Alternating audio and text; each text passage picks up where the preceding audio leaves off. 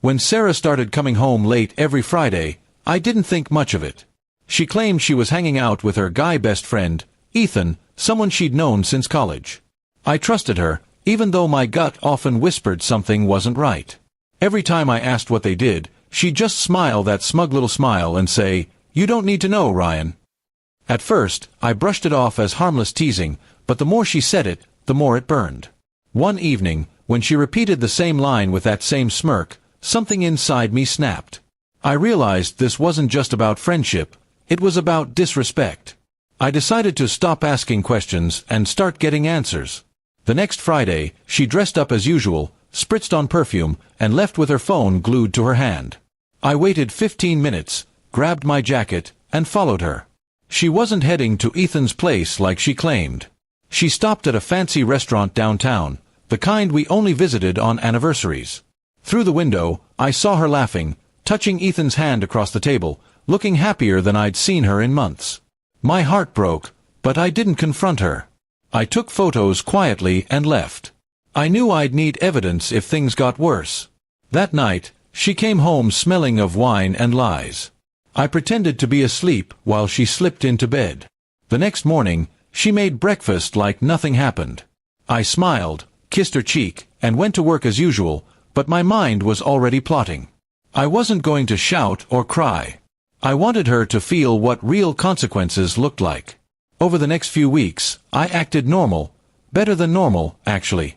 I surprised her with small gifts, complimented her, even suggested she take more Friday hangouts to relax. She seemed thrilled that I was being so understanding. In truth, I was setting the stage for my exit. Meanwhile, I quietly met with a lawyer and gathered every piece of proof I had. I learned that Ethan wasn't just a friend, they'd been secretly seeing each other for months. My lawyer advised patience and precision, so I waited. One Friday, while she was out with Ethan, I packed my belongings, cleared my half of the bank account, and left a sealed envelope on the kitchen counter. Inside it was everything: photos, call logs, and a letter explaining exactly what I knew. When she came home late that night, she found the house half empty. My letter ended with, "Now you don't need to know what I'm doing anymore." I turned off my phone and checked into a hotel. For the first time in a long while, I slept peacefully. The next morning, she called dozens of times, then switched to angry texts. She accused me of overreacting and ruining our marriage over a misunderstanding. I didn't reply. 2 days later, she showed up at my office in tears, begging to talk. My coworkers stared in shock as she broke down in the lobby, but I didn't budge. I simply told her, "You didn't respect our marriage when it mattered. There's nothing left to fix." In the following weeks, mutual friends reached out, trying to mediate. Most of them already knew about her and Ethan. Apparently, it wasn't as secret as she thought. The embarrassment she faced when the truth spread around town was the kind of justice I didn't even have to deliver myself. She and Ethan tried to keep their relationship going, but it fell apart within a month. He wasn't looking for a serious commitment, just excitement. I filed for divorce quietly and made sure it was finalized without any drama. Sarah tried to negotiate, pleading for another chance, but I refused to be drawn in. My heart had hardened, and no apology could undo the smirk that had started it all. Once the paperwork was done, I moved to a new apartment and began focusing on rebuilding my life.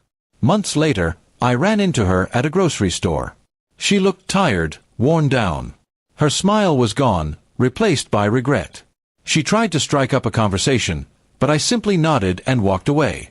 That short exchange told me everything I needed to know. She finally understood the weight of what she'd lost. I didn't take joy in her misery, but there was peace in knowing I hadn't lowered myself to her level. My revenge hadn't been loud or cruel, it was silent, clean, and complete. She once said I didn't need to know what she did on Fridays. Now, she doesn't need to know anything about my life at all. Today, my Fridays are quiet but peaceful. I spend them hiking, reading, or sometimes just enjoying dinner with genuine friends.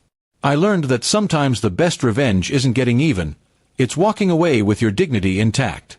Sarah chose deceit, I chose freedom. And that made all the difference. In the end, she lost her secret Fridays, her false confidence, and the man who would have stood by her through anything. As for me, I gained clarity, strength, and the sweetest revenge of all, moving on without bitterness, knowing she'll forever remember the day her smirk finally disappeared.